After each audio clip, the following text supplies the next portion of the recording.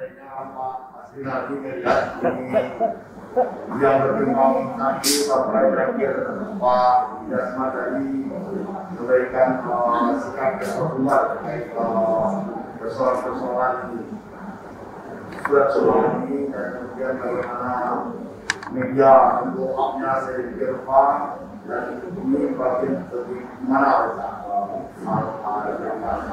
dalam kehidupan.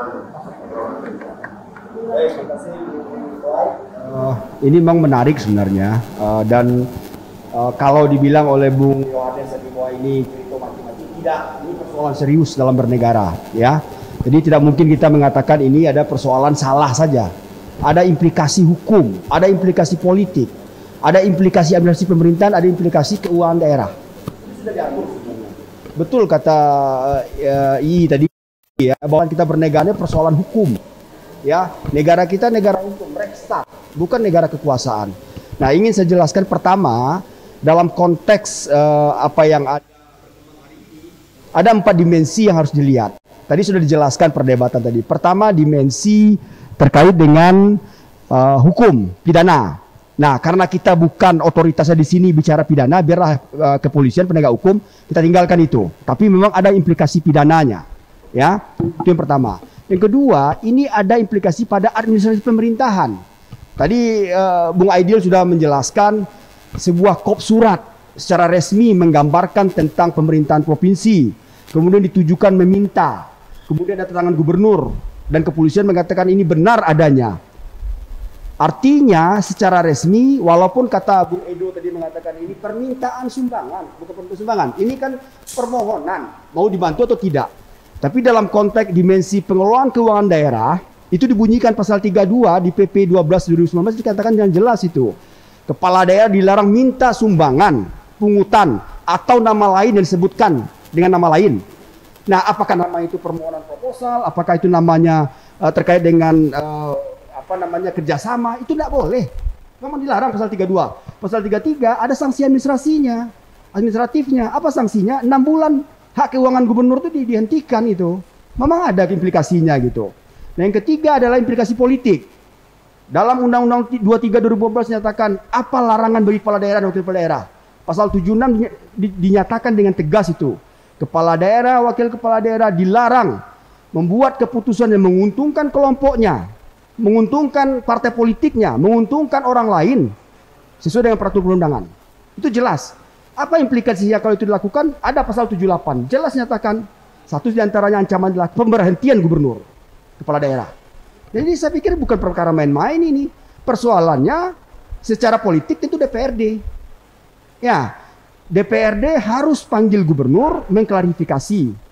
Karena menggunakan hak interpelasi itu kalau masyarakat resah. Nah, pertanyaan sekarang masyarakat resah atau tidak?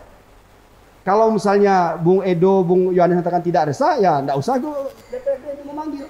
Tapi kalau DPRD sebagai institusi yang merepresentasikan kepentingan masyarakat mengatakan masyarakat gelisah, bicara sana sini dan seterusnya, wajib dipanggil itu. Gunakan karena di dalam penyelenggaraan fungsi legislatif ada hak, ada alat bagi DPRD untuk menggunakannya. Interpelasi kah? Tanyakan misalnya. Setelah itu baru nyatakan dengan sikap atau pendapat melalui hak angket. Nah, persoalan pemberhentian tidak usah ditakuti karena prosesnya panjang menurut saya sampai ke Mahkamah Agung.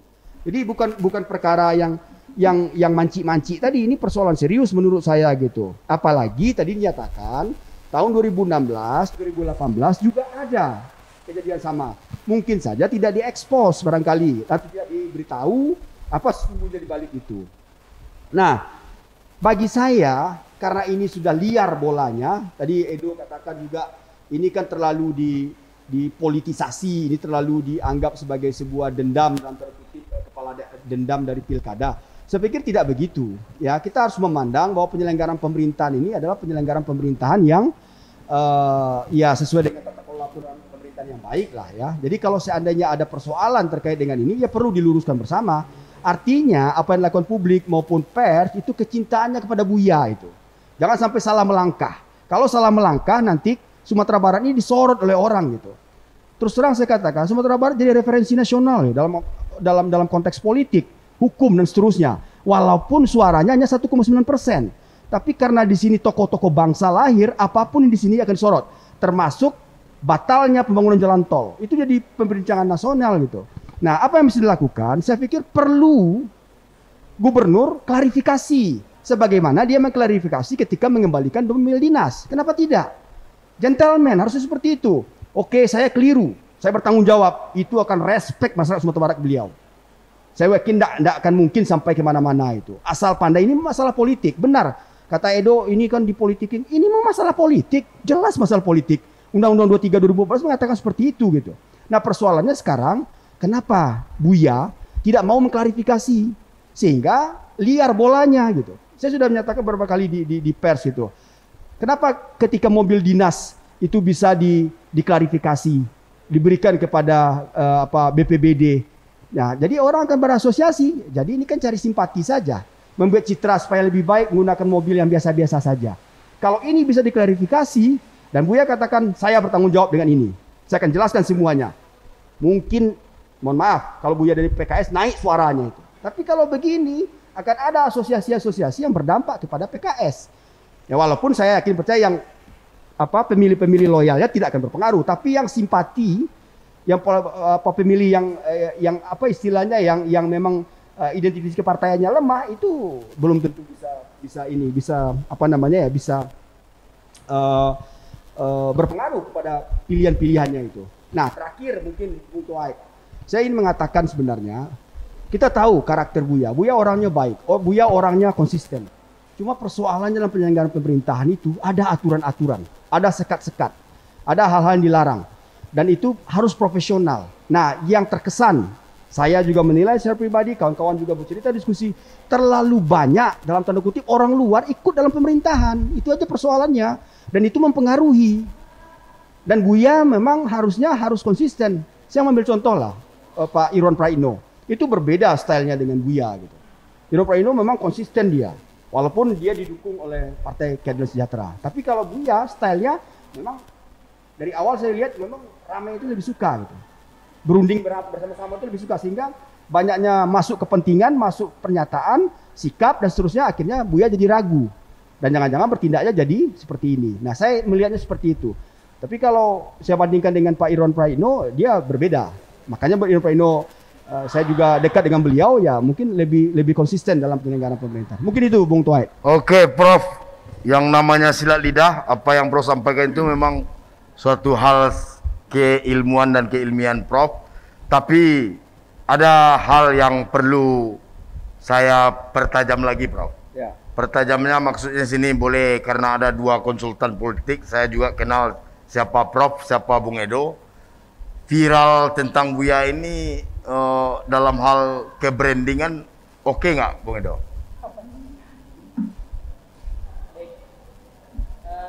Kita belum ada survei terhadap persoalan ini, terhadap penokohan ataupun perpilihan ataupun opini negatif. Tapi dalam konteks yang kita balik ke belakang di pilkada lalu, kan ada penggorengan isu juga tuh di pilkada lalu soal janji wali kota. Ya. Itu kan diekspos berulang-ulang di setiap grup WA, setiap mana saja yang kami tangkap, yang Menguntungkan Buya ini. Ya, menguntungkan Buya, 5 kali yang survei di lapangan, opini itu tidak muncul dari persepsi negatif di kalangan bawah, resur maksudnya. Tapi dia pasti itu yang berbicara betul itu. Nah, kalau persoalannya di masyarakat kita ini, hal-hal yang elitis seperti ini tidak masuk dalam dakwah mereka, pembicaraan-pembicaraan seperti ini, karena konteksnya mereka itu adalah apa yang bisa diberikan gubernur dalam kondisi pandemi seperti ini. Nah, itu yang kita bicarakan. Pak, kalau PKB panjang, orang anak susah, itu konteks pembicaraan. Sampai mobil dinas kenapa diganti jadi Innova, dari apa itu ya? Atau sekarang 190 gubernur minta sumbangan, tidak ada. Yang jadi soalan itu di grassroots ya. Jadi ini pasti ini persoalan politik yang penting, pasti itu yang kami tangkap. ya tapi kan dalam hal sisi kebrandingan kan cukup. Saya berapa minggu terakhir di Google pertama itu, halaman pertama itu surat Buya Maeldi terus. Pasti, saya ketik kata gubernur, surat sumbangan gubernur di detik saja, itu muncul hampir 40 berita. Ada nggak angkat itu? Yang satu di detik itu bisa memunculkan sampai 40 berita. Jadi kita jadi bisa engine detik.com itu diketik saja surat Sumbangan Gubernur 40 berita. Ya, banyak itu di kan membaca berita online ya, mungkin. Terus juga kita berita-berita lain yang lebih hot, malah sudah ada tersangka korupsinya malahan penangkapan Bupati Probolinggo misalnya, penangkapan apa? Ada sampai 40 berita dalam 1-2 minggu deh. Mau baca negara itu nggak sampai? Nggak sampai. Baca negara. Saya kira mungkin advis Bung Edo juga itu. Karena apa? Karena 10 tahun tuh IP. Otak rakyat, kanan otak rakyat itu kan masih Gubernur Sumbar itu IP, walaupun sekarang udah berganti dengan Buya. Jadi dengan adanya pemerintahan, bagaimana menurut Pak Prof. Asrinaldi? Iya, persoalan menjadi trending topik di masyarakat ya itu kan persoalan bagaimana mengemas isu saja gitu.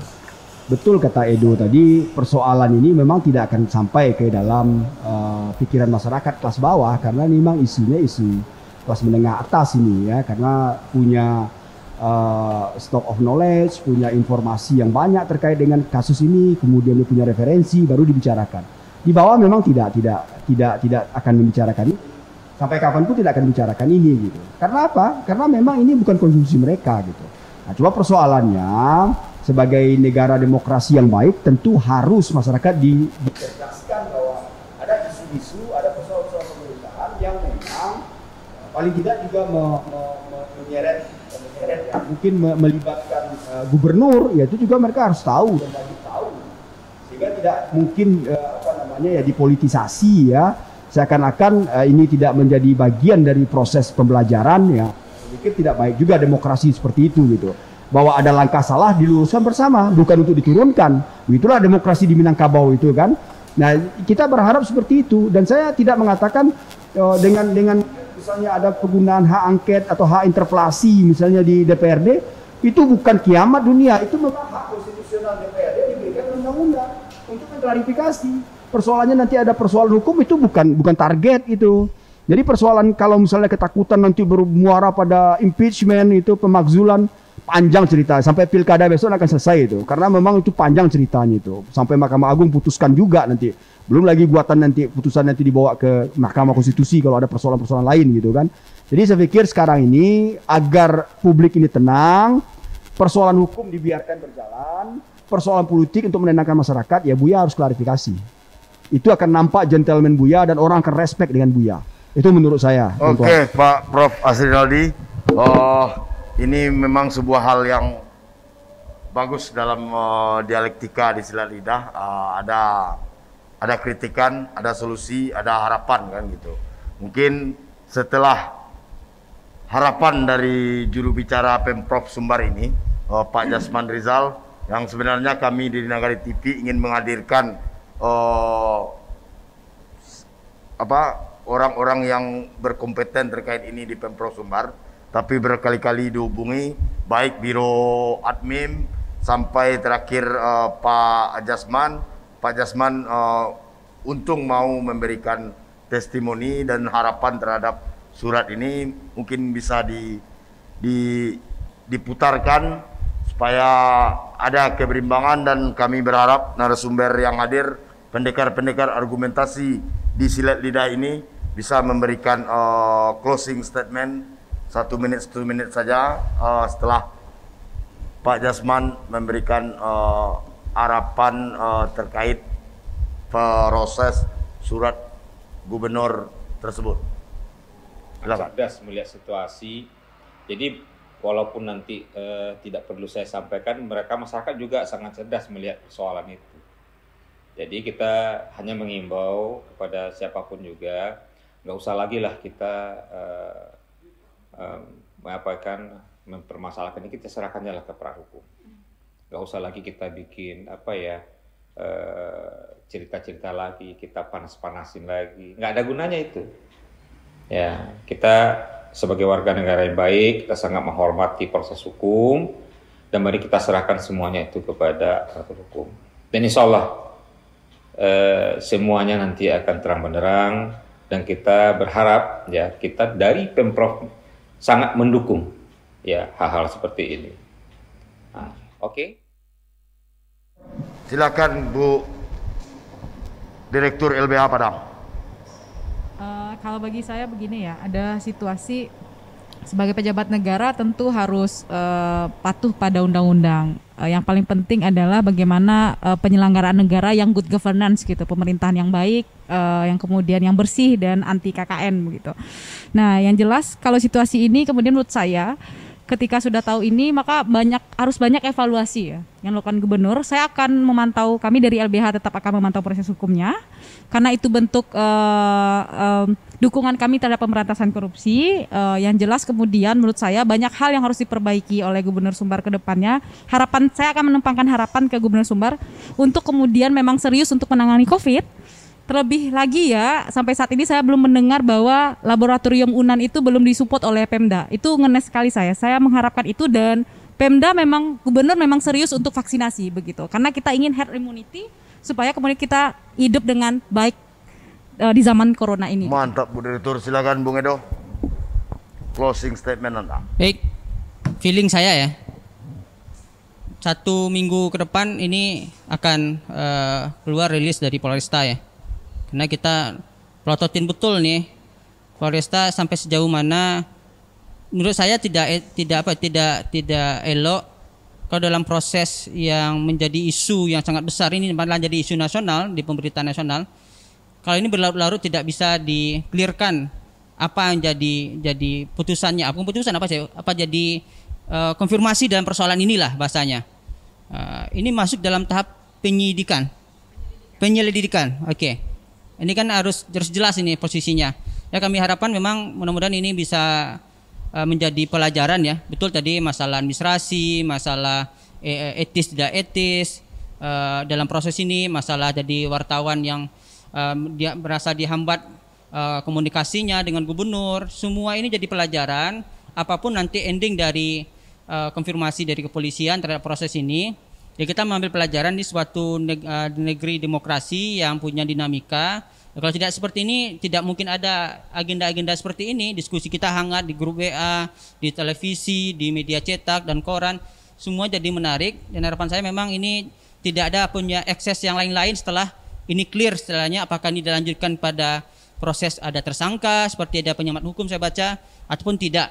Atau berakhir proses ini jadi sebuah pelajaran saja bagi kita bersama. Siap, makasih Bung Edo. Silakan Bung Yohanes Wempi, Ketua Garda Keadilan Sumatera Barat. Baik, Pak Toai. Buya itu pengalaman saya ya, dia hobi main bola kaki. Artinya apa? Dia suka melibatkan banyak orang. Nah, yang namanya bola kaki otomatis kan filosofinya membagi. Nah, dalam konteks ini, diam itu adalah konteks membagi. Setelah itu, mengapa saya katakan manci-manci tadi, maaf Kakanda, ini memang adalah ada yang lebih besar, kayak kasus di pesisir yang sudah tersangka kepala daerah dan belum ini, satu ada kasus di Padang Pariaman, ada kasus-kasus lain gitu. Siap. Dan yang terakhir adalah, ya memang kita tidak boleh baperan. Kalau bab isu, bab politik, ya kalau saya sih sangat suka sangat hobi saya, karena ini akan meningkatkan popularitas. Apalagi Buya akan jadi calon presiden. Nah, kalau seandainya ini memang diangkat terus ya, seperti yang sampaikan Edo tadi, wah saya bersyukur. Karena nanti tinggal merubah ke elektabilitas. Ya, betul. Sama kayak kasus di Padang. Siap, terima kasih. Silakan Pak Uncu Aidil. Kita berharap semoga saja di benak Buya ini, benak gubernur ini tidak menganggap pemberitaan atau media atau kawan-kawan jurnalis ini sebagai pihak yang mencoba mencari-cari kesalahan.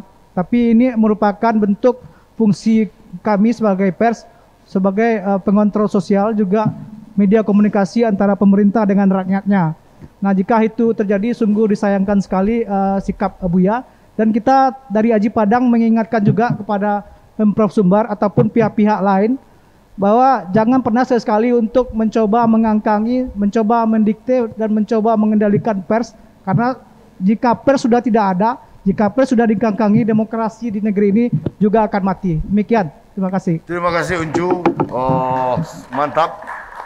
Silakan Prof. Asrinaldi, give your closing statement for me.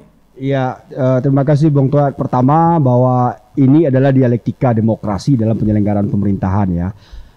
Adalah sesuatu yang biasa menurut saya ketika kepala daerah itu disorot. Tidak hanya di Sumatera Barat, hampir seluruh Indonesia itu disorot. Apapun, karena dia adalah public figure, apalagi pejabat politik. Tidak ada persoalan dengan apakah itu lawan politik, apalagi lawan politik pasti memperhatikan langkah-langkah itu. Nah yang kedua, dalam konteks penyelenggaraan pemerintahan sebagai kepala daerah, walaupun tadi Bung Yohanes mengatakan bahwa ini hobi Buya itu main bola dan harus berbagi dan tim kesebelasan, ketika sudah masuk di pemerintahan itu nggak ada lagi tim kesebelasan, sudah ada aturan semuanya gitu. Nah kalau itu dilakukan berarti melanggar lagi gitu kan. Jangan sampai itu terjadi. Kalau bisa kita luruskan bersama bahwa Buya itu adalah pejabat publik, itu berada di semua kelompok, semua golongan dan rakyat Sumatera Barat, bukan kelompok tertentu. Jadi barangkali itu penting dan mudah-mudahan Sumatera Barat ini akan maju. Dan kita berharap 2024 selesai Buya menyelenggarakan pemerintahan ini, Sumatera Barat semakin maju. Saya berharap seperti itu. Makasih Bung Tuai. Thank you Prof. Inilah silat lidah. Kami bersilat argumentasi tapi tetap menjaga silaturahmi. Kami tutup edisi kedua silat lidah ini di Clayton Coffee dan terima kasih kepada para narasumber pesilat-pesilat argumentasi karena kehadirannya di sini, dan kepada yang lain kami pesankan belum pendekar kalau belum bersilat di silat lidah. Assalamualaikum warahmatullahi wabarakatuh.